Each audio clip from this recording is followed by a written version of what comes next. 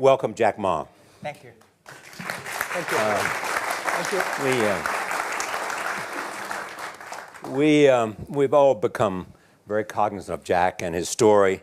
And when Alibaba went public with the largest IPO in history, we knew a lot more about him. So I want to talk about his personal story. I want to talk about how many times he tried and failed and what kept him going. I want to talk about where he is today and how he got here, and where he is going and how he expects to get there. And if he gets there, what will it all mean for him and for the people that he wants to inspire? So I begin with this question, though, Jack. Why are you back at Davos? It's a long break for 7 years. I think my last trip here was year 2008. But I was coming for year 2001 for the Young Global Leader for Tomorrow. And remember, I never heard about the Davos when I came. But when I came, in the Switzerland, so many young people demonstrate. It was such a horrible scene that and I asked them, why did they do it? They say, anti-globalization. And I say, why? Globalization is a great thing. Why people don't like it? And then we come all the way for 2 hours here. There's a machine gun. There's a people checking. I say, oh, God, is that a forum or is it a prison we're going to go? Is that? But when I joined the forum as the Young Global Leader, I was thrilled by so many ideas. For the first 3-4 years, I learned what does the globalization mean? What does the corporate citizenship mean? What about social responsibility mean? All these new ideas, and I see so many great leaders talking about leadership, and I benefit a lot. And the year 2008 and 2009, when the financial crisis came, I think it's better go back to work, because we can never win the world by talking. So go back, spend 7 years. Now I come back, I think it's time to do something return. Because I learned so much. Let's talk 12 years ago. So why I should not talking to the young global leader of today, sharing with them how we've gone through. Okay. So that was the thing. Let's start with where you are today. Just how big is Alibaba? How many people come every day? How many people come in a week? How fast is it growing? Yeah, we have over 100 million buyers visiting our site, shopping our site every day. And we created 100 million every day. We created 14 million jobs for China, directly and indirectly. And we grow from 18 people to 30,000 people, 18 people in my apartment, to now we have a 4 big campus. Compared to 15 years ago, we were big, but compared to 15 years later, we're still a baby. How big will you be 15 years from now? I think 15 years ago, I told my team that 15 years, in the past 15 years, we grow from nothing to this size. And 15 years later, I want people to know about Alibaba, know Taobao, because it's already everywhere.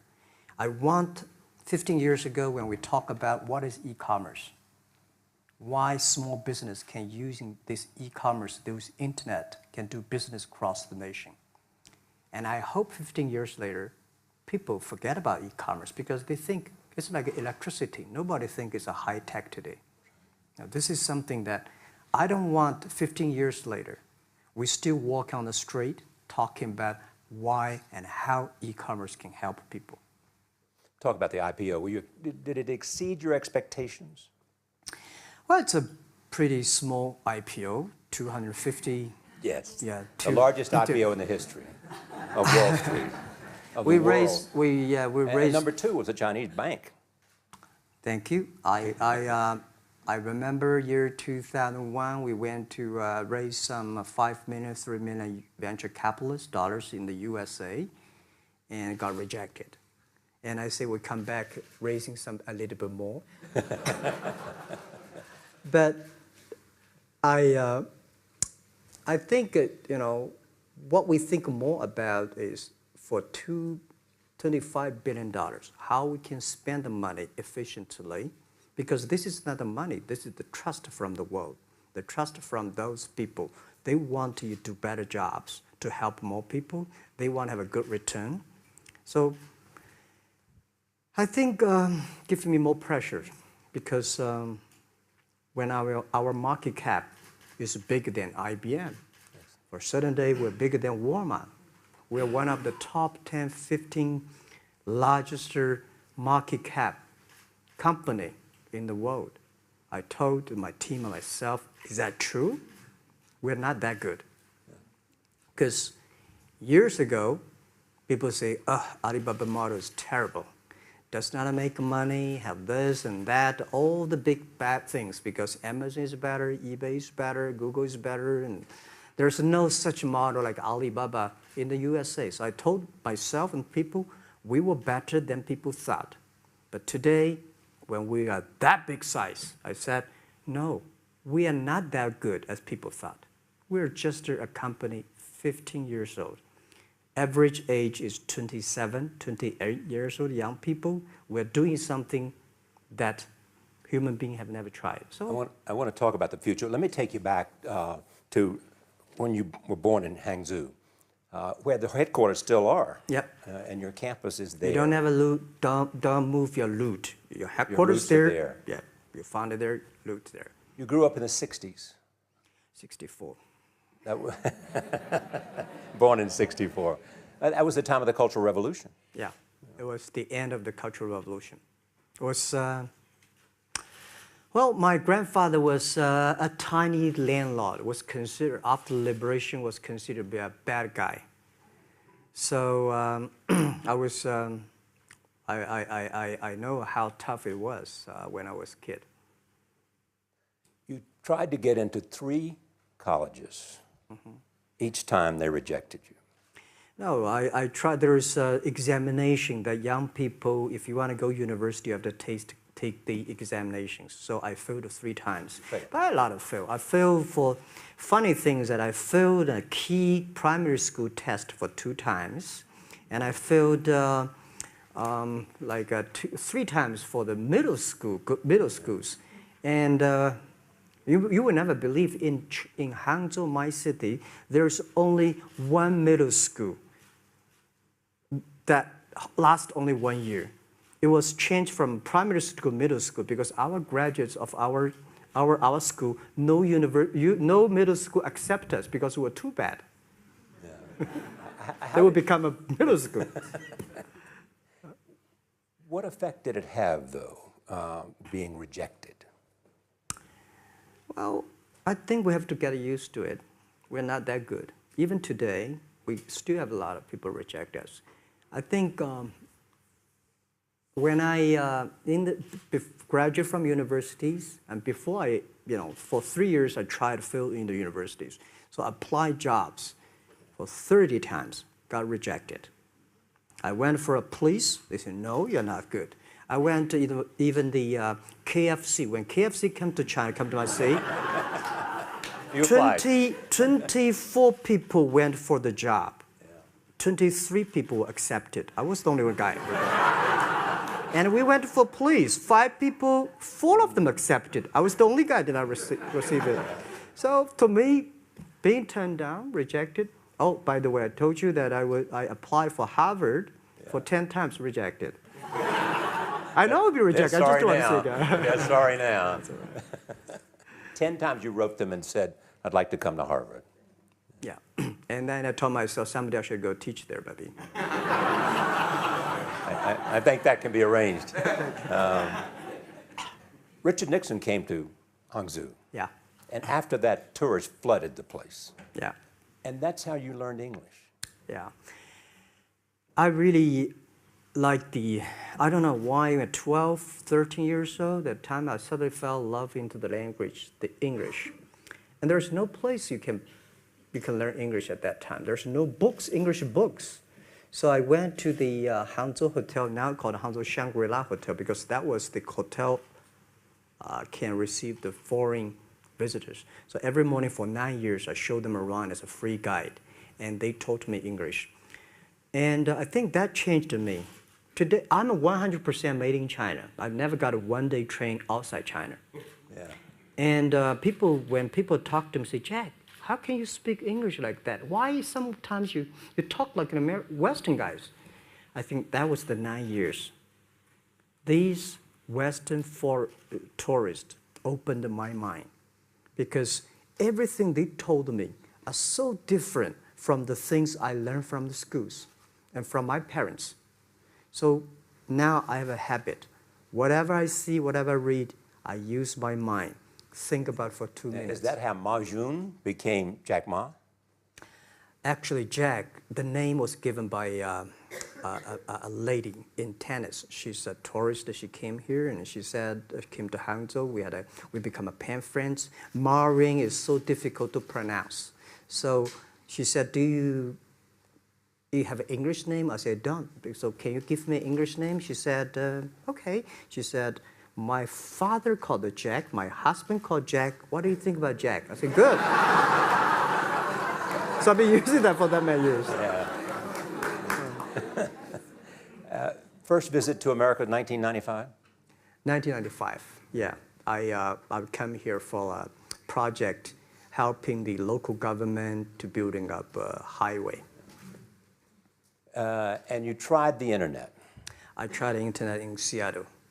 And in a building called the U.S. Bank. I don't know whether the U.S. Bank is still there or not, but it's a building. And my friend opened a small office, which is like only 10% bigger than this room. And there are a lot of computers in there. And he said, Jack, this is internet. I asked, what is internet? He said, search whatever you want. At that time, they used Mosaic, very slow, right? Yeah. And I said, I don't use it. I don't want to type because computer is so expensive in China. If I destroy it, yes, I cannot pay. He said, just to search it. So I searched the first word, beer. I don't know why, because it's easy to spell, baby. And I see beers from Germany, beers from USA, beers from Japan, but there's no beer from China. And I say, okay, type the second word is China. No data. Nothing. Nothing. And I said, 1995. 1995. No data about China. So I talked to my friend. Why not make something about China? So we made a small, very ugly-looking page called China. It's something like I did a translation agency. We listed on there. It was so shocking. We launched at 9:40 in the morning. 12:30, I got a phone call from my friend. He said, Jack, you got 5 emails. I said, what is email? And they say, these are the things. So people so excited. Where are you? This is the first time I see a Chinese website on that. How can we can we do something together? So I think this is something interesting. So we should do it. Why did you call it Alibaba? Alibaba? Well, when I started, I think internet is global. We should have a global name. And a name that, interesting, like at that time, the best name is Yahoo. Right? So I've been thinking for many days, suddenly think Alibaba is a good name. So I happened to be in San Francisco that day. I did have a lunch, and the waitress came. I asked her, do you know about Alibaba? She said, yes. I said, what is Alibaba? She said, Open Sesame. Good. So I went on the street, asked about 10, 20 people. They all know about Alibaba, 40 Thieves, and Open Sesame. And I think this is a good name. And start with A. Whatever you talk about, Alibaba is always top. You have said before that in creating Alibaba, you had to create trust. Yep. Because people in China were used to face-to-face. Yeah. How did you create trust? I think because we started about doing business on internet. I don't know you, you don't know me. So how can you do things online unless you have trust? So for e-commerce, the most important thing was trust. I think when I first went to USA for raising money, talk to the venture capitalists, a lot of people say, oh, Jack, no. China doing business by the guanxi. How can you do business on internet? And I know that without the trust system, the credit system, it's impossible to do business. So in the past 14 years, everything we do is trying to build up the trust system, the record system. Well, Charlie, you know, I'm so proud today when I talk to the young. Today in China and in the world, people don't trust each other. The government and people and media and everybody think, this guy's cheating. But because of e-commerce, we finish 60 million transactions every day. People don't know each other. I don't know you, I send products to you. You don't know me, you wire the money to me. And I don't know you, I give a person a package, I don't know him. He took something to cross the ocean, cross the river, and send. This is the trust. We have at least 60 million trust happening every day.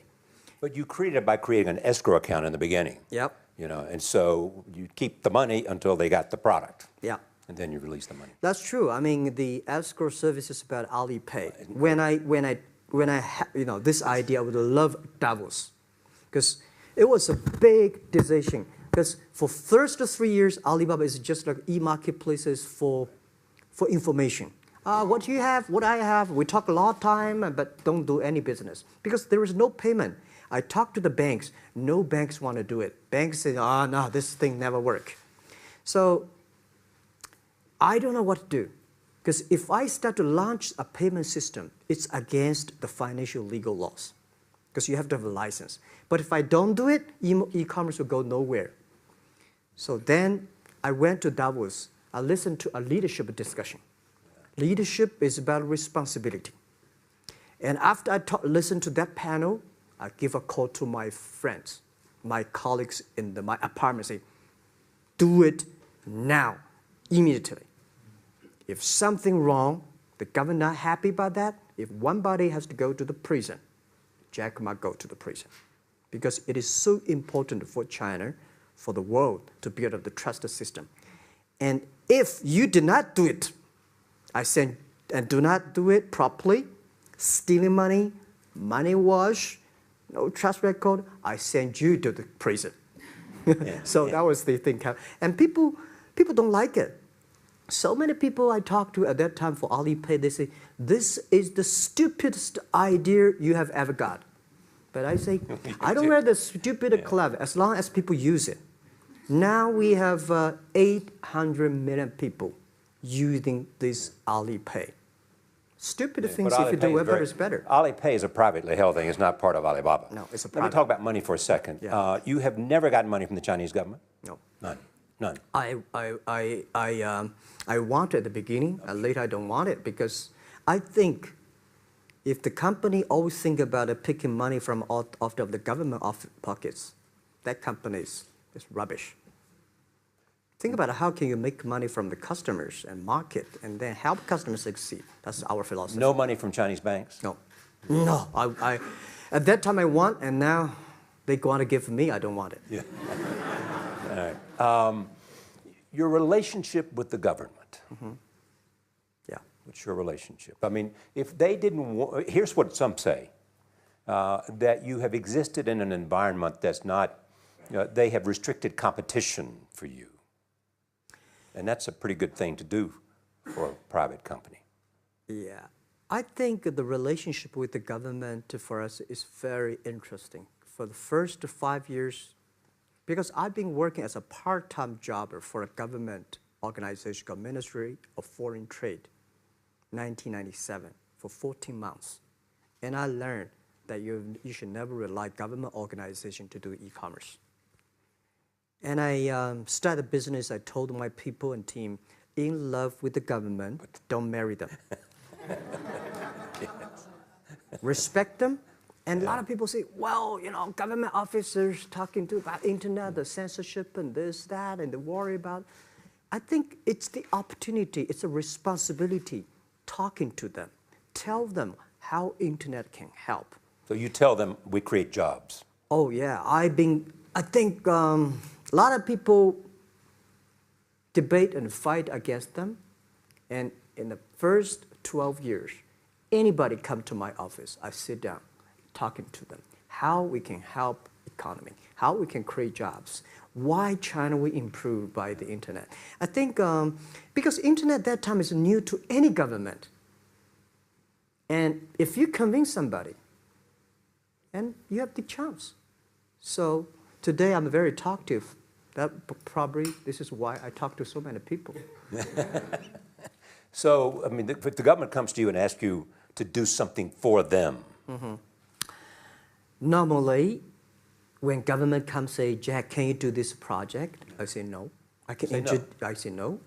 I can introduce some friends who are interested in doing that for you. But if they continue to want me to do it, I say, okay, I do it, but I don't charge. I hope next time don't come to me again. But recently, we help some government organizations do it. For example, every Spring Festival, the train ticket is so difficult. Hundreds and thousands of farmers work in the cities. In the Spring Festival, they go to the hometown. But when they order tickets on the other way, the whole system crashed for 5 years. So I told my young people, go support them. Don't charge anything. Because I don't want to see millions of farmers go back to city and they cannot buy the tickets. So it's something that it's not for money. It's something it's not for the government. It's for the millions of people. They can buy tickets in the snowy night and they don't have to wait. They just use mobile phone, online, they get ticket. One way stop along the route to where you are in that big IPO was Yahoo. Jerry Yang gave you invested $1 billion. Yeah. $1 billion. Yeah. It turned out to be a pretty good investment for Yahoo. Yeah. But one time after another, you raised this money on your own outside of China with investors. Yeah, I'm very thankful for all the investors because 1999, year 2000, and even at the Yahoo time, a lot of people say this Jack is crazy. He's doing something that we don't understand. A lot of venture capitalists give you money because there is such a American model already there. But they say, Alibaba, we don't see this kind of model, right? They say Jack's crazy. Is what yeah, this is crazy guy. I mean, I remember my first time in Time magazine, they call me Crazy Jack. And I think crazy is good. We are crazy, but we're not stupid.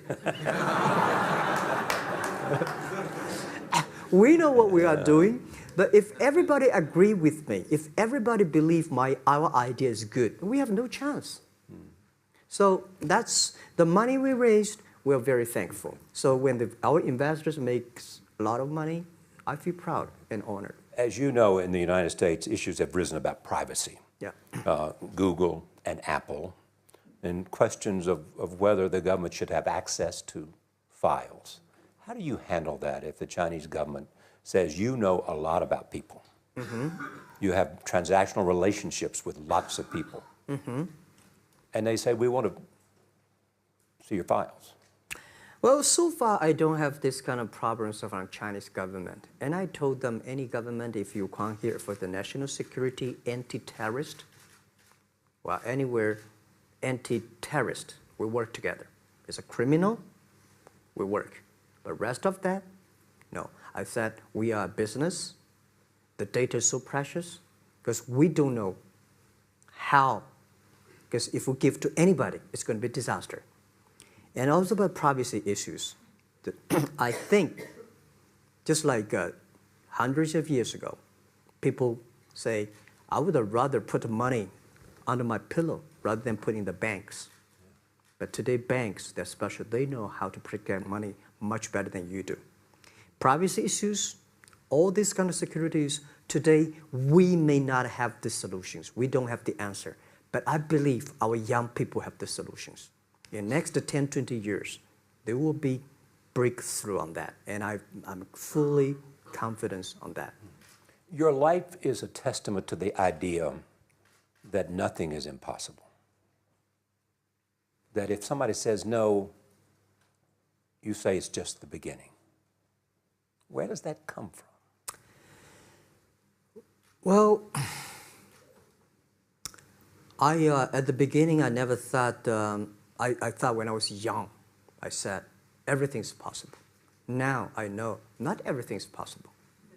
When you have something, you have to think about, you have to consider about the others. You have to consider about the customer, society, your employees, your shareholders, society. There are so many things that I think if you continue to work hard, there's possibility.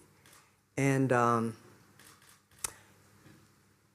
I just feel that I'm enthusiastic about what we are doing. At the beginning, for the first 5 years, I just want to survive.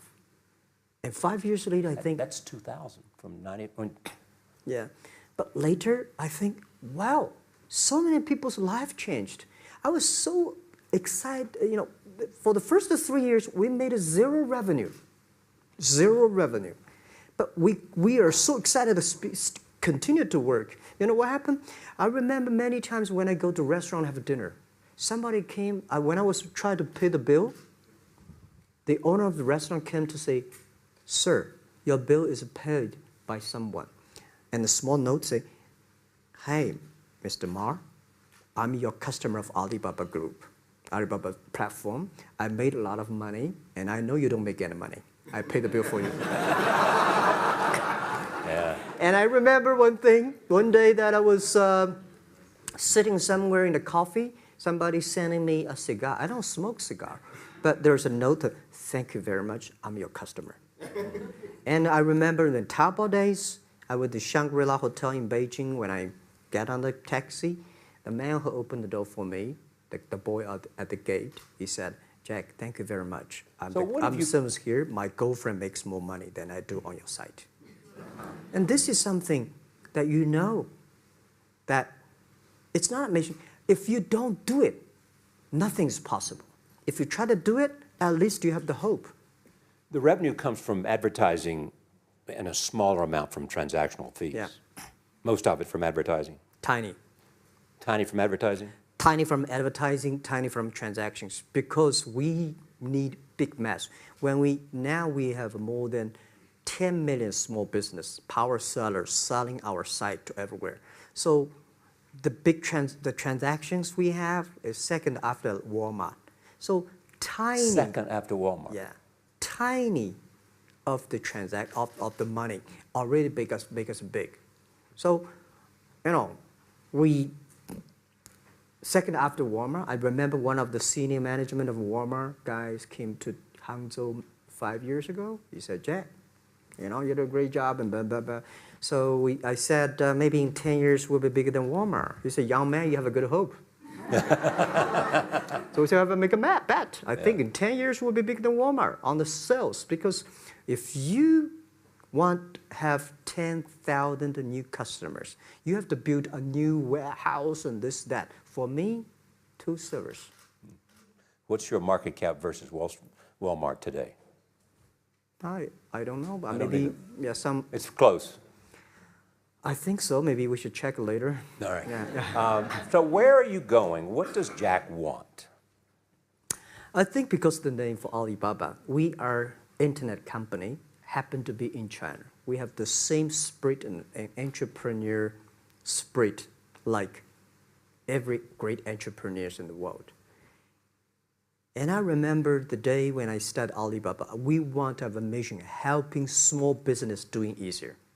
So next step is, today, so many millions of small business using our platform to sell things, and over 300 million consumers buy things from our site. Cheapest, efficient. So what I'm thinking about, how we can make Alibaba a platform for global small business. My vision is that if we can help a Norway small business can sell things to Argentina, and Argentina consumers can buy things online from Switzerland. And we can build up, which I called, I don't know, maybe not right word, called EWTO.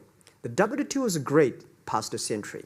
But WTO helps so many big companies to sell things across the nation. Today, internet can help small business sell things across the oceans, across the nations. And I hope that we can serve 2 billion consumers. 2 billion consumers. 2 billion consumers. We can help 10 million small business outside China. Help them. Outside China. Outside China. Because we help the American farmers in Washington State almost 300 tons of cherries to China last year. Cherries. Before we sell, the ambassador of USA came to me and said, Jack, can you help us selling cherries? In China. I said, what cherries and the fruits? He said, why not? I said, why not? Let's try. So that when we start to sell cherries, the cherries still on the trees. So we start a pre-order, 80,000 families order cherries online.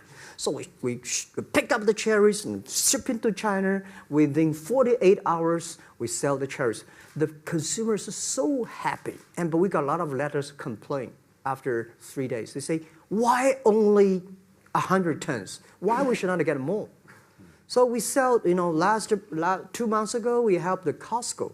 We sold 300 tons of nuts to China. So I'm thinking about if we can sell, we're also selling Alaska seafood to China.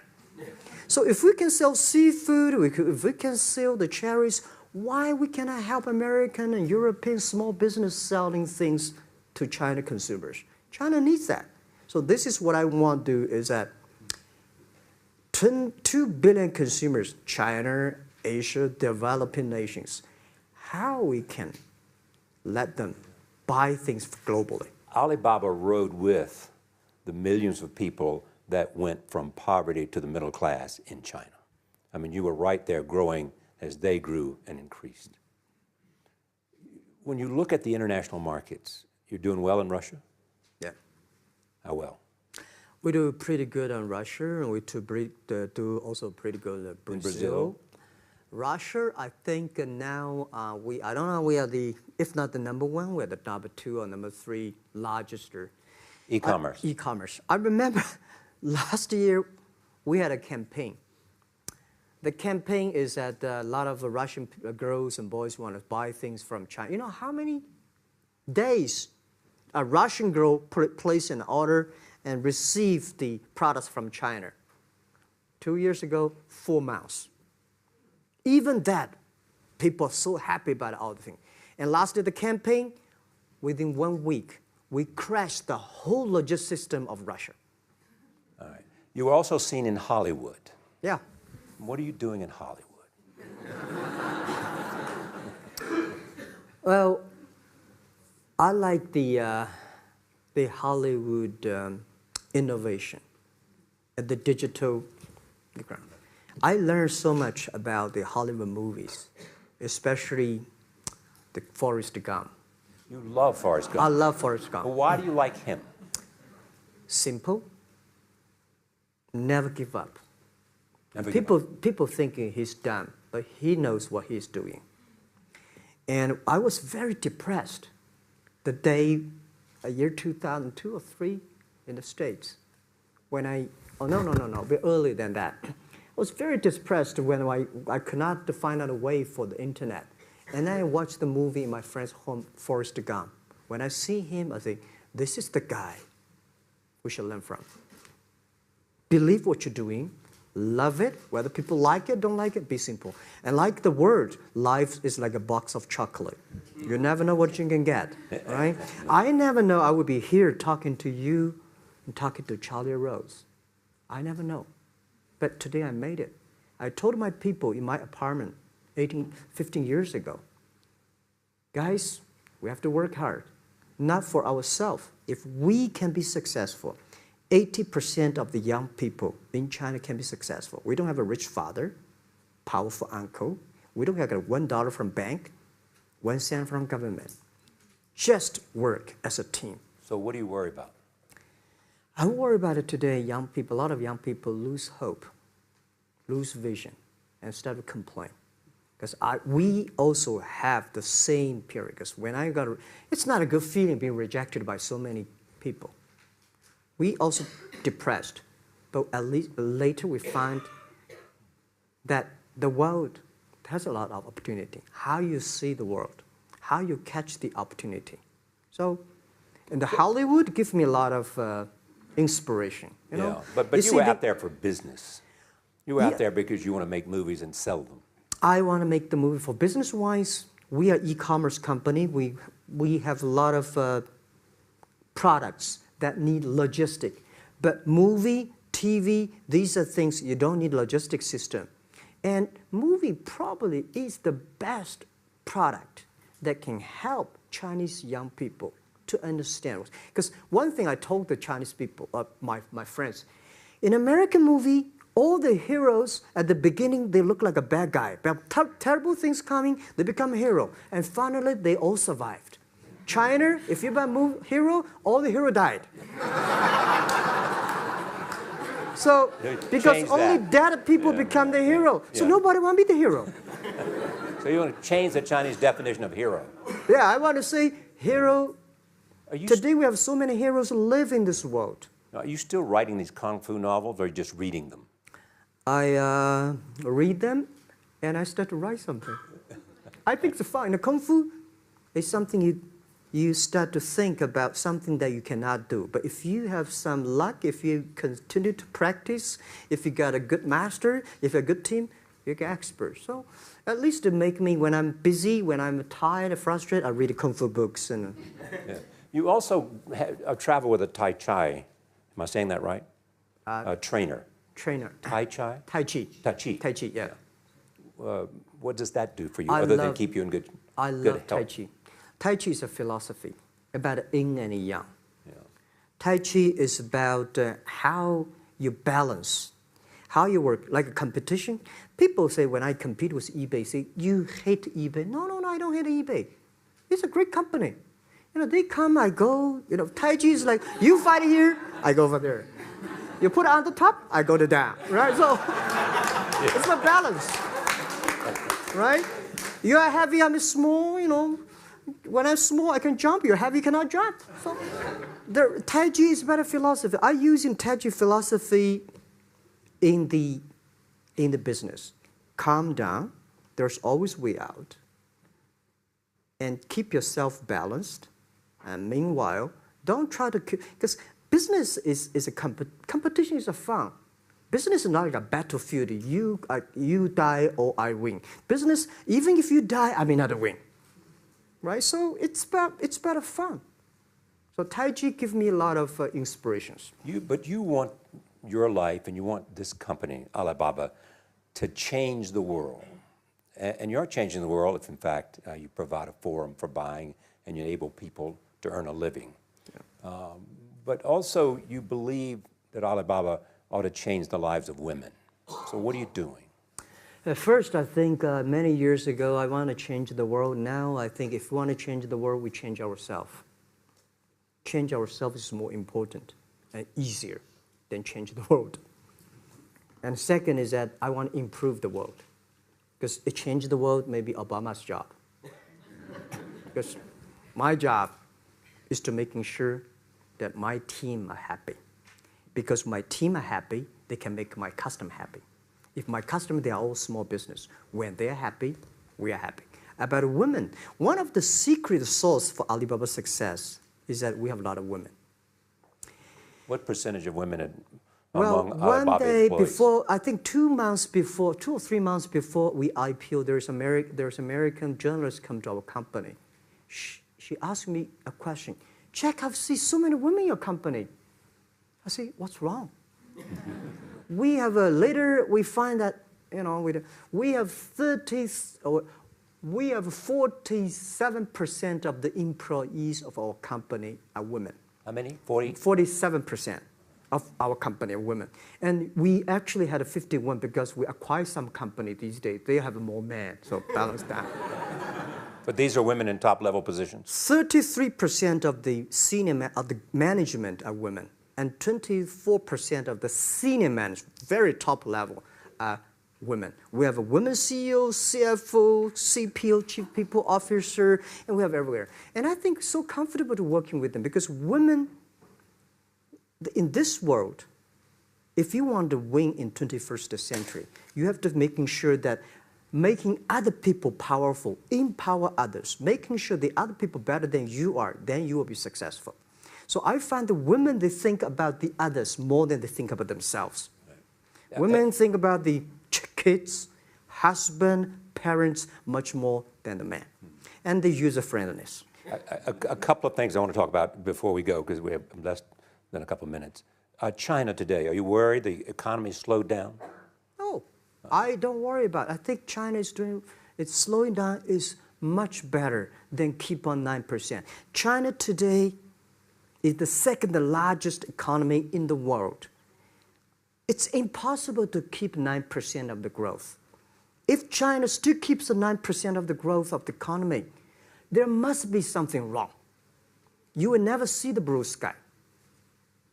And you will never see the quality. China should pay attention to the quality of the economy. China should not. So if we have a lot of influence, like the Hollywood movies, things, and we have sports and these things in the GDP, will be much better. So I think, just like a human growth, this body can never grow. Certain time, the slow of growth of a body is slow, but you should grow your mind, grow your culture, grow your value, grow your wisdom. I think China is moving to that direction. And you saw Modi in India? Pardon? Did you see Modi in India? Not yet. I'm looking forward to that. So you'll go to India. Yeah. Finally, there's this. You're one of the world's richest people. Your company is one of the world's richest companies. What do you want beyond Alibaba? Well, about richest people, I was really not happy in the past 3 months when people say Jack Ma is the richest people of China. Global celebrity, they said. No, I'm not. When I started the business, you are. I never thought, because how many? Yeah, maybe I am. Not, but I think 15 years ago, in my apartment, my wife was at that time one of the 18 founders. I asked her, "Do you want your husband to be a rich person?" I never said rich person in China, rich person in Hangzhou, or you want your husband to be a respected person. She said, "Of course, respected." Because she never believed, and I don't believe we'll be rich people. We just want to survive. But I believe when you have $1 million, that's your money. When you have $20 million, you start to have a problem. You worry about inflation, which stock to buy and this, that, had to come. When you have $1 billion, that's not your money. That's the trust society gives on you. They believe you can manage the money, use the money better than the government and the others. So I think today, I have the resources, do more things. With the money we have, with the influence we have, we should spend more time on the young people. And I would say, someday I'll go back to teach, go back to school, spend time with the young people, and sharing with them what I've done. So the money is not mine. I just happily and having these resources, then I want to do a better job. Just tell them your story. Yeah, tell them the story and tell them that if Jack, I don't think in this world there are a lot of people be rejected more than 30 times. If we, the only thing we never give up, the only thing we're like a Forrest Gump, we keep on fight. We keep on changing ourselves. We don't complain. Whether you were successful or not successful, I find that people, when they finish the job, if they make the mistake, if they fail, if they always complain the others, this guy will never come back. If the guy only check himself, yeah, something wrong with me here, something wrong with me there, this guy has a hope. Jack, on behalf of everybody in this audience and a television audience around the world, thank you for taking your time to be with us. Thank you.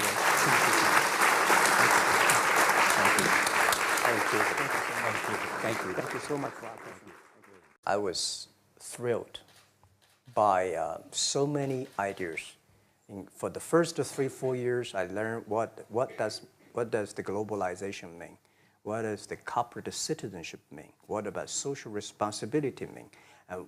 All these new ideas, and I see so many great leaders talking about leadership, and I benefit a lot. In the year 2008 and 9, when the financial crisis came, I think it's better to go back to work, because we can never win the world by talking. So we go back, spend 7 years. Now I come back, I think it's time to do something return, because I learned so much. Let's talk 12 about years that. ago. So why I should not talking to the young global leader of today, sharing with them how we've gone through. Okay. So that was the thing. Let's start with where you are today. Just how big is Alibaba? How many people come every day? How many people come in a week? How fast is it growing? Yeah, we have over 100 million buyers visiting our site, shopping our site every day. And we created 100 million every day. We created 14 million jobs for China, directly and indirectly. And we grow from 18 people to 30,000 people, 18 people in my apartment, to now we have 4 big campus. Compared to 15 years ago, we were big. But compared to 15 years later, we're still a baby. So I know how tough it was when I was a kid. You tried to get into 3 colleges. Mm-hmm. Each time they rejected you. No, I tried. There's an examination that young people, if you want to go university, you have to take the examinations. So I failed 3 times. Right. But a lot of fail. I failed for funny things that I failed a key primary school test for 2 times. And I failed 3 times for the middle schools. And you will never believe in Hangzhou, my city, there's only 1 middle school that lasts only 1 year. It was changed from primary school to middle school because our graduates of our school, no middle school accept us because we were too bad. Yeah. They would become a middle school. What effect did it have, though, being rejected? Well, I think we have to get used to it. We're not that good. Even today, we still have a lot of people reject us. I think when I graduated from universities, and before for 3 years, I tried to fill in the universities. So I applied jobs for 30 times, got rejected. I went for a police, they said, no, you're not good. I went to even the KFC. When KFC came to China, come to my city, 24 people went for the job. Yeah. How big will you be 15 years from now? I think 15 years ago, I told my team that in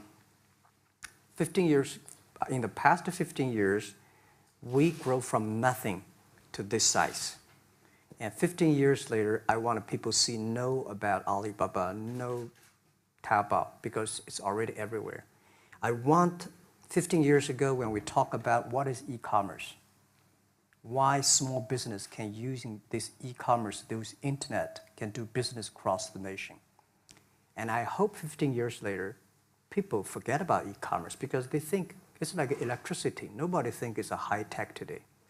Now, this is something that I don't want 15 years later, we still walk on the street talking about why and how e-commerce can help people. Talk about the IPO. Did it exceed your expectations? Well, it's a pretty small IPO, 250. Yes. Yeah. The largest IPO in the history of Wall Street. Of the world. And number 2 was a Chinese bank. Thank you. I remember year 2001, we went to raise some 5 million, 3 million venture capitalist dollars in the USA and got rejected. And I say we come back raising a little bit more.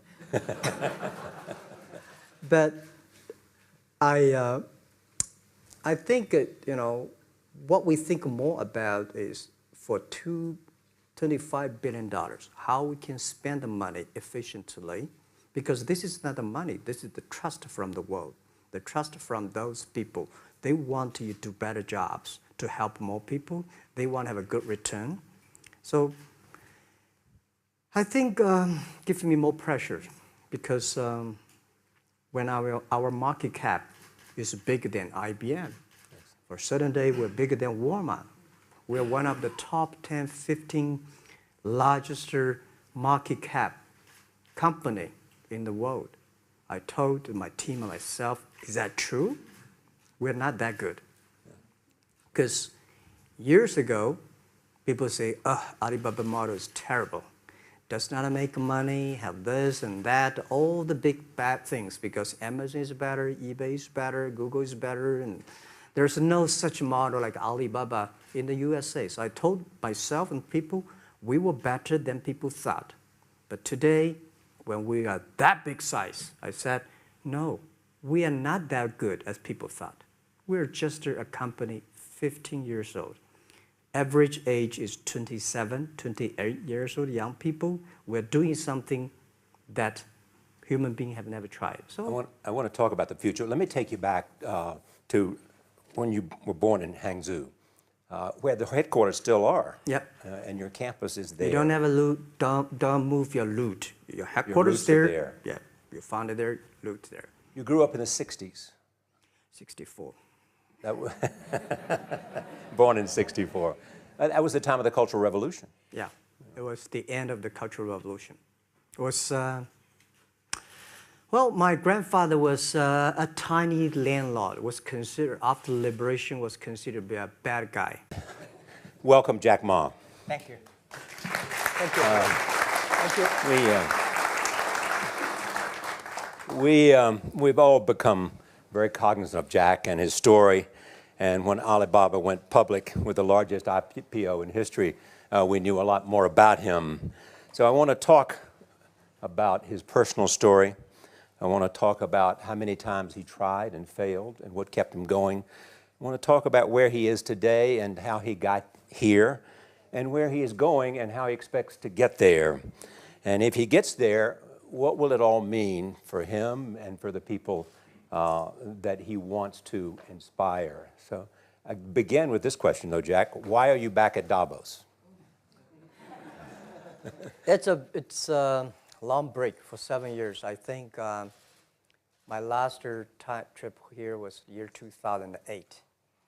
But I was coming for year 2001 for the Young Global Leader for Tomorrow. And I think, remember, I never heard about the Davos when I came. But when I came, in the Switzerland, so many young people demonstrate. It was such a horrible scene that I was, and I asked them, why did they do it? They say, anti-globalization. And I say, why? Globalization is a great thing. Why people don't like it? And then we come all the way for 2 hours here. There's a machine gun. There's people checking. I say, oh, God, is that a forum or is it a prison we're going to go? Is that? But when I joined the forum at the Young Global Leader,